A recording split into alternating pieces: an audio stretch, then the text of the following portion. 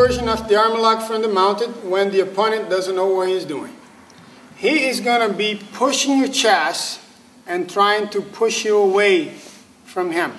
That's a big mistake because he's exposing his arms big time. One hand comes inside, in between his arms. You place the hand on his chest with your fingers pointing towards his face. The second hand goes around and right on top of the first hand, making a cross with your hands. Okay? You are leaning into him. First hand in, second hand right on top, making a cross. The hand on top tells you where to twist to. Alright?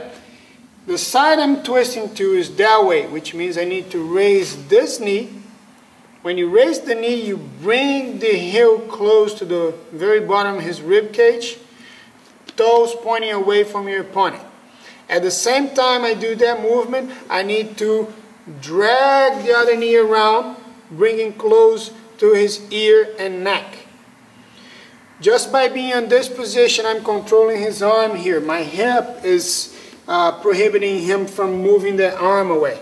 As soon as you achieve this position where you're actually controlling your opponent, you're going to move this leg around his head, sitting on his shoulder.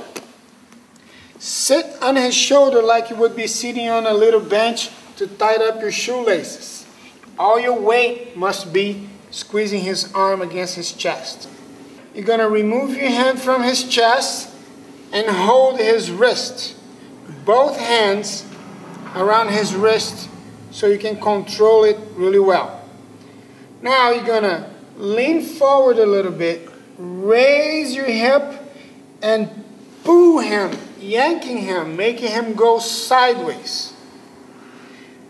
Slide your butt towards his shoulder blade and only then you lay back. As I lay back, note that I'm raising my hip a little bit so I keep my both foot soles pushing to the floor. I need to have pressure with my foot soles trying to touch the floor. Okay?